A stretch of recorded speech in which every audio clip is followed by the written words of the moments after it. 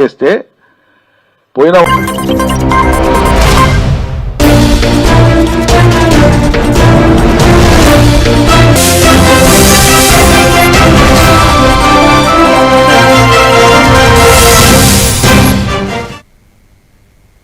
Welcome to A1 TV Telugu news. తెలంగాణలో BRS అధినేత కేసీఆర్ వ్యాఖ్యలపై ప్రభుత్వ ఆది శ్రీనివాస్ తీవ్రస్థాయిలో స్పందించారు. 10 ఏళ్ల పాటు రాష్ట్రాన్ని పాలించి ప్రజలను నిరాశపరిచిన వ్యక్తి ఇప్పుడు మళ్లీ రాజకీయాల్లో యాక్టివ్ అవుతారని చెప్పడం హాస్యాస్పదమని విమర్శించారు. ప్రజలకు క్షమాపణ చెప్పాల్సిన పరిస్థితిలో ఉండి 2 ఏళ్ల తర్వాత నిద్రలేచి జనం మధ్యకు వస్తానడం రాజకీయ డ్రామా మాత్రమే అన్నారు. అసెంబ్లీకి రావడానికి భయపడుతూ బయట నుంచి విమర్శలు చేయడం నాయకత్వ లక్షణం కాదు అని స్పష్టం చేశారు. కోరుతారని చెప్పి అనుకున్నాం. అసెంబ్లీకి రమ్మంటే భయపడే పరిస్థితి, జనం బాట పడతారని చెప్పి అనేటువంటి మాట మాట్లాడుతున్న సందర్భంలో జనం మధ్యలోకి వెళ్ళడానికి స్పేస్ ఎక్కడుంది మీకని అడుగుతా ఉన్నా. ప్రజల ఆలోచనకు అనుగుణంగా గౌరవ ముఖ్యమంత్రి రేవంత్ రెడ్డి గారి నాయకత్వంలో బ్రహ్మాండంగా పనులు జరుగుతున్న వేళ రాష్ట్ర ఆర్థిక పరిస్థితి 8 లక్షల కోట్ల అప్పుల్లోకి మీ పరిపాలన ద్వారా నెట్టివేయబడ్డప్పటికీ ఈ రాష్ట్రాన్ని ఒక గాడిలో పెట్టి ప్రతినిత్యం 18 గంటలు కష్టపడుతూ మా ముఖ్యమంత్రి గారు రాష్ట్రాన్ని ముందుకు తీసుకుపోతూ ప్రజలతో ఒక చక్కటి సంబంధాన్ని బాంధవ్యాన్ని ఏర్పరచుకున్న వేళ 2023లో మీరు చూసిర్రు. ఈరోజు తోలు తీస్తా అని చెప్పిన మాట మాట్లాడుతున్నారు. ఆల్రెడీ మీ తోలు తీస్తే ఎండిపోయింది 2022 ఎన్నికల్లో.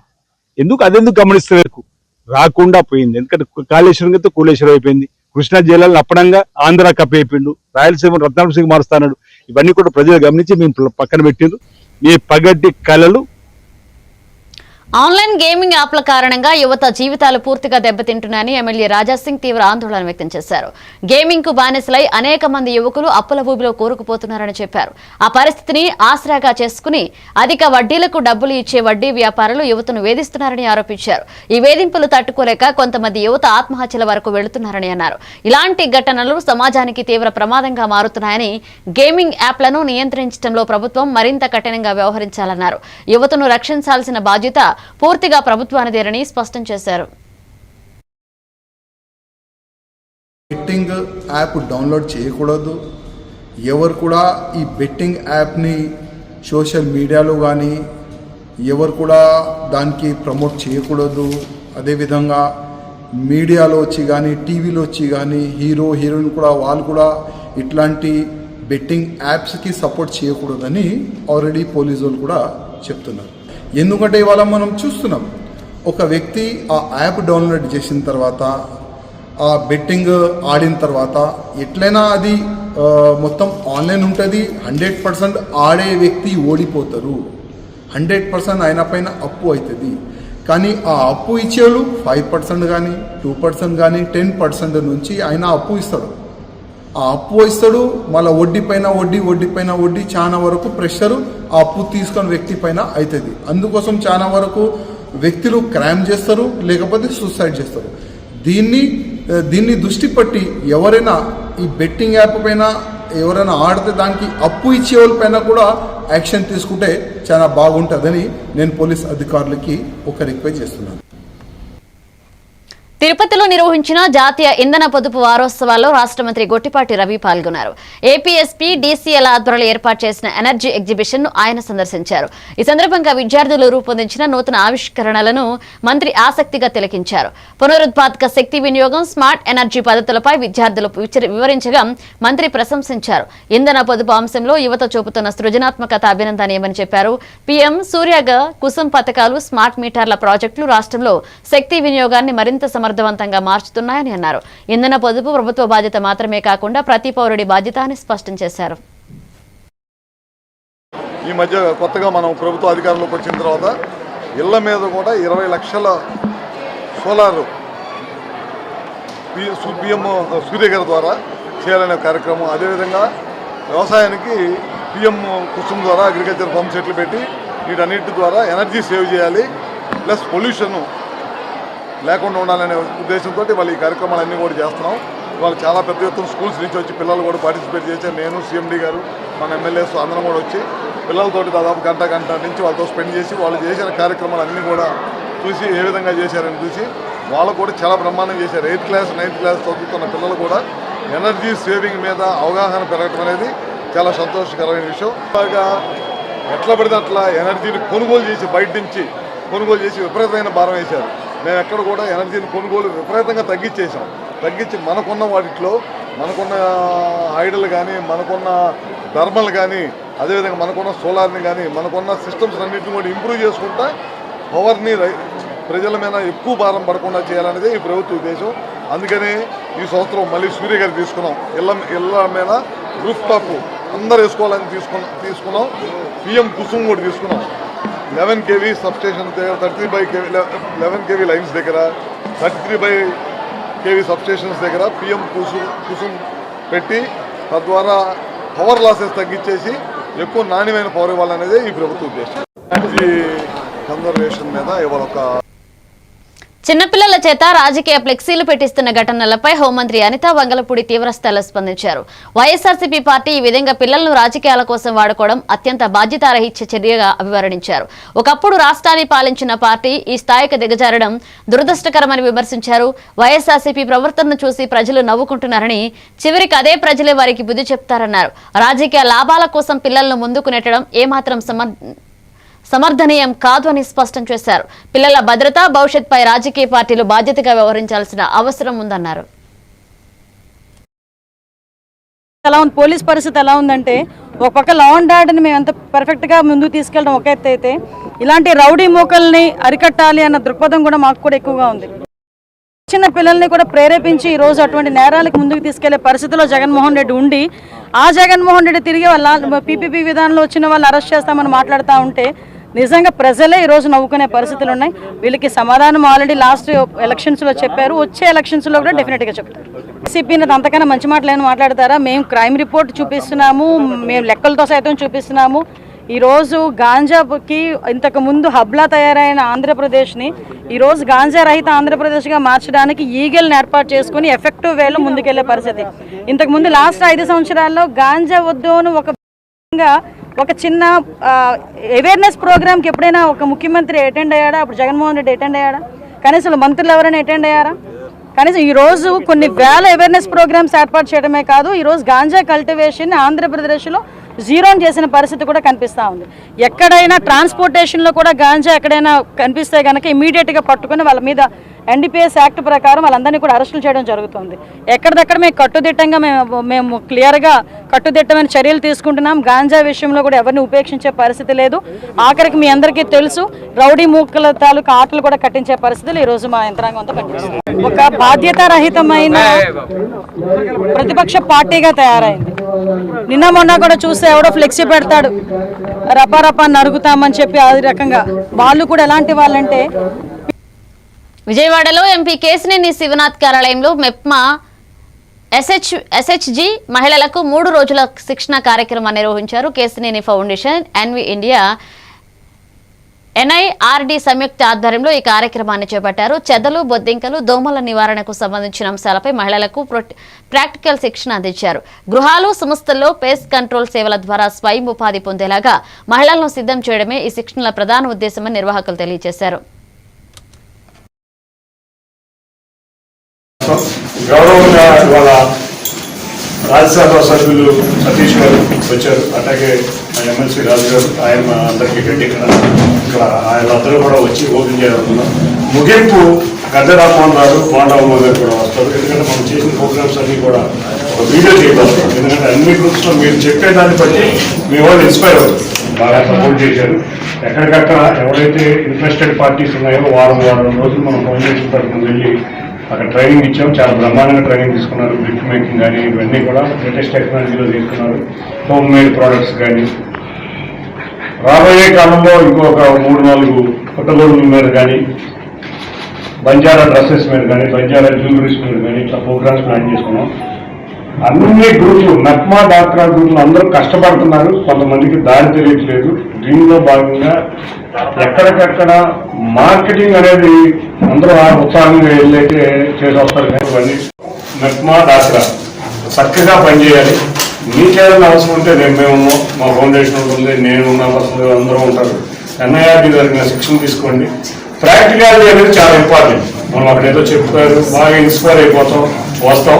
దానికి కూడా నేను ప్రతి గ్రూప్ని ఇండివిజువల్గా మా పీడీ గారితో కలిసి కూర్చోబోతున్నాం.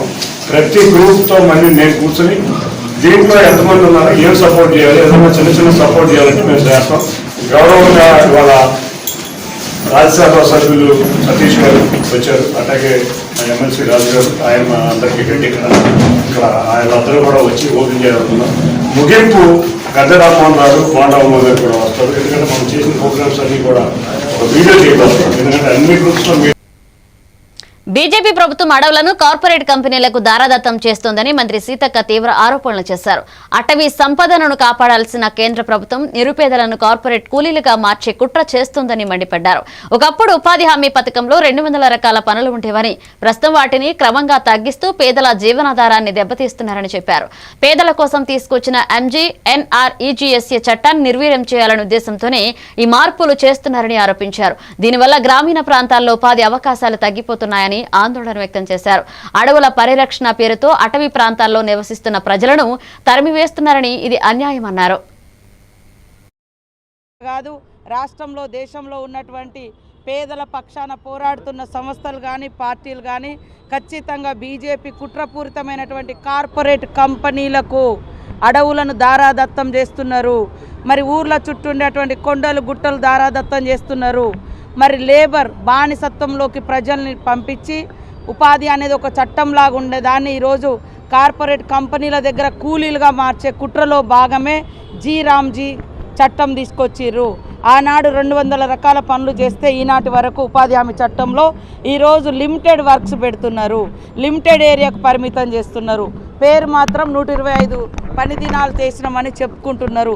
ఈరోజు నేను బీజేపీ నాయకులను అడుగుతా ఉన్నా, మీ బీజేపీ ప్రభుత్వ పాలిత రాష్ట్రాలలో ఎన్ని ఉపాధి హామీ పనులు ఎన్ని రోజులు చేసిర్రు? 100 ఎక్కడన్నా చేసిర్రా? మాజీ మంత్రి హరీష్ రావు చేసిన వ్యాఖ్యలపై భువనగిరి ఎంపీ చామల కిరణ్ కుమార్ రెడ్డి తీవ్రంగా స్పందించారు. నీళ్లు నిజాలపై చర్చకు రావాలని సీఎం రేవంత్ రెడ్డి ఆహ్వానించిన కేసీఆర్ నుంచి ఎలాంటి స్పందన లేదని విమర్శించారు. అసెంబ్లీకి వస్తారా రారా చెప్పకుండా బయట నుంచి పాత మాటలే మాట్లాడుతున్నారన్నారు. బీఆర్ఎస్ పాలనలో యూరియా కోసం రైతులు ఎదుర్కొన్న ఇబ్బందులు పత్రికా సాక్ష్యాలు ఉన్నాయని గుర్తు చేశారు. గట్టిగా మాట్లాడితే అబద్దాలు నిజం కావన్నారు. అసెంబ్లీకి వచ్చి చర్చకు సిద్ధమైతే ఎవరు ద్రోహులు, ఎవరు ప్రజల పక్షాన నిలిచారన్నది స్పష్టంగా బయటపడుతుందని చెప్పారు. వేరే ప్రాజెక్టుల మీద లక్షల కొద్ది ఎకరాల నీళ్లు పారేది. ఈ ప్రభుత్వానికి చిత్తశుద్ధి ఉంది, ఈ ప్రభుత్వం నెరవేరుస్తుంది. మీరు పదే పదే ఛాలెంజ్లు చేయడమే తప్ప, ఇలాంటి తప్పుడు సమాచారాలు ఇచ్చుడే తప్ప మీతోటి ఏం కాదు. హరీష్ రావు గారు ఒక పని చేయండి, మీ మామగారిని అసెంబ్లీకు చర్చకు తీసుకురండి.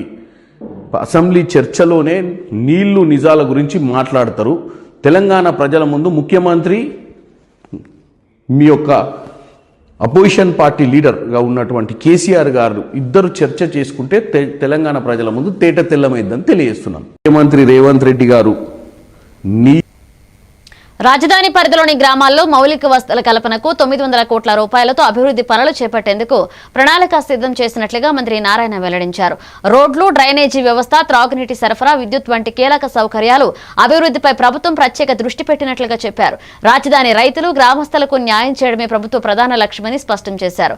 గత ప్రభుత్వ నిర్లక్ష్యం వల్ల రాజధాని ప్రాంతంలో అనేక సమస్యలు పేరుకుపోయాయని, వాటిని దశల వారీగా పరిష్కరిస్తామని మంత్రి తెలిపారు. అభివృద్ధి పనులు త్వరలోనే ప్రారంభమవుతాయని, నిర్ణీత కాల పరిమితిలో పూర్తి చేసేలాగా చర్యలు తీసుకుంటామని చెప్పారు. రాజధాని ప్రాంతాన్ని సమగ్రంగా అభివృద్ధి చేయాలనే సంకల్పంతో ప్రభుత్వం ముందుకు సాగుతుందన్నారు. అంత త్వరగా పూర్తి చేయాలని సంకల్పం చెప్పారు. వెంటనే ఈ కార్యక్రమం చేపట్టి రోడ్డుకి సౌకర్యం ఏర్పాటు చేసినందుకు వారికి ధన్యవాదాలు. ఈ తిల్లూరు నుంచి వండమానికి వచ్చే రోడ్డు చాలా భయంకరంగా ఉంది. వెంటనే దాన్ని చేయించమని శ్రావణ గారిని యాక్చువల్గా శాసనసభ్యుల్ని ఆ యొక్క విలేజ్లో ఉన్న అందరూ అడగటం జరిగింది. అది ల్యాండ్ ఎక్విజిషన్ తీసుకోమన్నారు. కాబట్టి రైతు సోదరులందరూ చెప్తున్నా ఎవరిని కూడా ఇబ్బంది పెట్టు. 29 గ్రామాల్లో ఏదైతే మౌలిక వస్తువులు దాదాపు 900 కోట్లతో డిపిఆర్లు తయారు చేశారు. కొన్ని జరుగుతూ ఉండే, కొన్ని అయినాయి. అవన్నీ కూడా శాసనసభ్యులు శ్రావణ గారికి చూపించుకున్నాం. వారు మళ్ళా లోకల్ గ్రామాల్లో రైతులతో కూర్చొని డిస్కస్ చేసి ఏదైనా యాడ్ చేయాల్సి ఉంటే చెప్తే దాన్ని కూడా యాడ్ చేసి ముందు ఏదైనప్పటికీ వచ్చే నెలలో జనవరి నెలలో 29 గ్రామాల్లో ఆ యొక్క ఇన్ఫ్రాస్ట్రక్చర్ స్టార్ట్ అవుతుంది. 6 నెలల్లో పూర్తి చేస్తాం. జూన్ ఎండింగ్ కల్లా 29 గ్రామాల్లో రోడ్లు కానీ అండర్ గ్రౌండ్ డ్రైనేజ్, 2 పక్కల స్టామ్ వాటర్, లైట్స్, వాటర్ ఫెసిలిటీని జూన్ ఎండింగ్లో ఖచ్చితంగా 29 గ్రామాలకు ఇవ్వడం జరుగుతుంది. రాచకొండ కమిషనరేట్ పరిధిలో ఈ ఏడాది నమోదైన కేసుల్లో 78% వరకు పరిష్కరించినట్లుగా commissioner of police Sudheer Babu తెలియజేశారు. కమిషనరేట్ వార్షిక నేర నివేదికను విడుదల చేసిన సందర్భంగా ఆయన వివరాలు వెల్లడించారు. ఈ ఏడాది మొత్తం 33,040 కేసులు నమోదైనట్లుగా చెప్పారు. నేరాల నియంత్రణలో పోలీస్ సిబ్బంది సమర్థంగా పనిచేశారని అభినందించారు. డ్రగ్స్ రవాణాకు పాల్పడిన 495 మందిని అరెస్ట్ చేసి వారి వద్ద నుండి సుమారు 20 కోట్ల రూపాయల విలువైన మాదక ద్రవ్యాలను స్వాధీనం చేసుకున్నట్లుగా తెలిపారు. డ్రగ్స్ నిర్మూలనలో ప్రత్యేక దృష్టితో దాడులు నిర్వహించామని చెప్పారు. సైబర్ నేరాలపై కూడా కఠిన చర్యలు తీసుకున్నట్లుగా తెలిపారు. 26,852 కేసులు రిపోర్ట్ అయితే దాంట్లో 21,056 కేసులను మేము ఆల్రెడీ డిస్పోజ్ ఆఫ్ చేశాము. దాంట్లో 78% డిస్పోజల్ రేట్ మనం అచీవ్ చేయగలిగాం. మనం ఈ సంవత్సరం NBW ఫ్రీ కమిషనరేట్ గా రాచకొండను తీర్చిదిద్దాం. దాంట్లో 4,121 NBWs మనం ఎక్స్క్యూట్ చేయడం జరిగింది. విత్ దిస్ జీరో NBW ఉన్నటువంటి కమిషనరేట్ గా మనము గుర్తించడం జరిగింది. 55 మంది నేరస్తులకు 31 లైవ్ కన్విక్షన్స్ సాధించడం జరిగింది. This is the first in the state, maybe one of the best in the country also, because we have to get the information from other states also, but we topped the state with 31 live convictions. We have secured 20 years imprisonments in 12 cases. 17 accused were convicted in one case of Adaguduru police station. 3,734 cases cyber crime related cases కూడా ఉన్నాయి మనం report అయిన మొత్తం cases లో. ఈ సంవత్సరము మనము 14,507 FIR cases and 44,742 e petty cases ని లోక్ అదాలత్ ద్వారా డిస్పోజ్ చేయగలిగాం. NBW is also 20 crores 1 lakh rupees మనము ఈ కౌంటర్ బాండ్ ఉన్నటువంటి వర్త్ ఉన్నటువంటి వీటిని సీజ్ చేయడం జరిగింది. 495 అక్యూజ్ మనం అరెస్ట్ చేశాం. వీళ్ళు మన దగ్గరే కాకుండా మన తెలంగాణ రాష్ట్రంలోనే కాకుండా 322 మంది తెలంగాణ రాష్ట్రం తీసుకున్నాం. అలానే అదర్ స్టేట్స్ నుంచి 172 మందిని మనం తీసుకున్నాం. అదర్ కంట్రీ నుంచి కూడా ఒక అక్యూజ్ మనం అందులో అరెస్ట్ చేసి వీళ్ళపైన షీట్స్ కూడా ఓపెన్ చేయడం జరిగింది.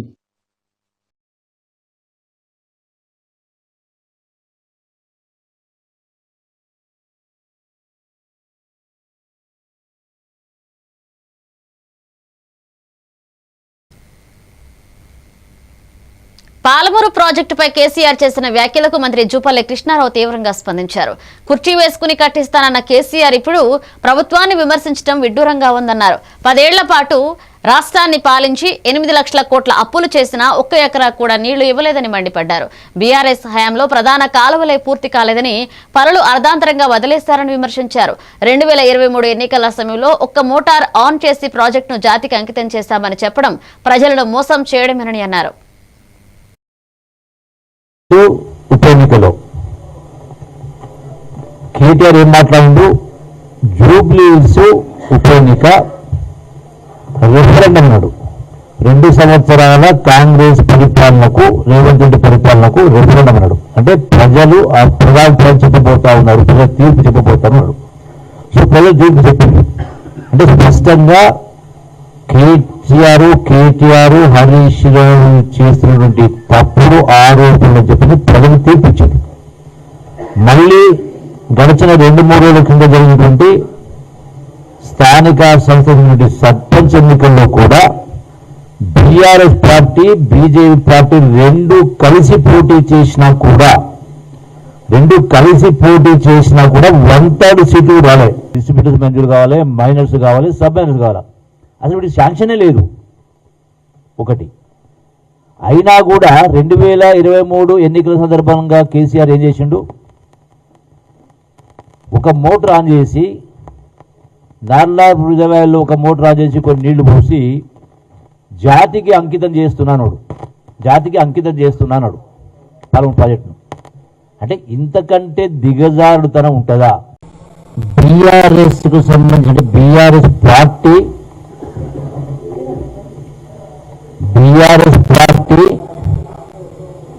మొత్తం కండలన్నీ జరిగిపోయినాయి. బీఆర్ఎస్ పార్టీ తోలు మాత్రం మిగిలింది. ఆ ఉన్న తోలు రక్షించుకోవడానికి తోలు తీస్తానని మాట్లాడుతున్నాడు. ఎందుకు? మొన్న జరిగినటువంటి జూబ్లీ హిల్స్ ఉప ఎన్నికలో కేటీఆర్ ఏం మాట్లాడు? కేసీఆర్ ఇటీవల చేసిన వ్యాఖ్యలు పూర్తిగా రాష్ట్ర ప్రయోజనాల కోసమేనని మాజీ మంత్రి హరీష్ రావు స్పష్టం చేశారు. రాజకీయ స్వార్థంతో కాదు, తెలంగాణ భవిష్యత్తును దృష్టిలో పెట్టుకుని ఈ వ్యాఖ్యలు చేశారని చెప్పారు. గ్లోబల్ సమిట్ లో బ్రిటిష్ మాజీ ప్రధాని టోనీ బ్లేయర్ కేసీఆర్ పాలనను ప్రశంసించారని ఈ సందర్భంగా ఆయన గుర్తు చేశారు. ఇక దేశంలో పేరున్న పలువురు ప్రముఖులు సైతం కేసీఆర్ విధానాలను మెచ్చుకున్నారన్నారు. తెలంగాణ అభివృద్ధి నమూనాకు ప్రపంచ స్థాయిలో గుర్తింపు వచ్చిందని, ఇది రాష్ట్రానికి గర్వకారణమన్నారు. రాజకీయ విమర్శల వెనుక అసూయ తప్ప మరొకటే లేదన్నారు.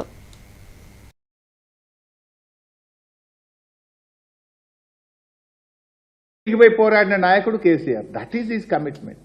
డిపిఆర్ వాపస్ తెచ్చిన వాళ్ళు మీరు. ఢిల్లీకి పోయి సెక్షన్ 3 కోసం పోరాడింది కేసీఆర్. కేసీఆర్ సంతకం పెట్టిండు, ఆడబెట్టిండు చూపి నాకు. ఆనాడు అడహక్ ఒప్పందం ఉమ్మడి ఆంధ్రప్రదేశ్ అసెంబ్లీలోనే 299, 512 ప్రాజెక్టులకు నిర్మించింది కనుక తాత్కాలికంగా దీన్ని వాడుకోండి, ట్రిబ్యునల్ పంచిన తర్వాత ఎవరి లెక్క వాళ్ళకే అని స్పష్టంగా ఒక తాత్కాలికమైన ఒప్పందం అధికారుల మధ్య జరిగింది. కేసీఆర్ గారు ప్రాణాన్ని ఫనంగా పెట్టి తెలంగాణ తెచ్చినోడు కదా.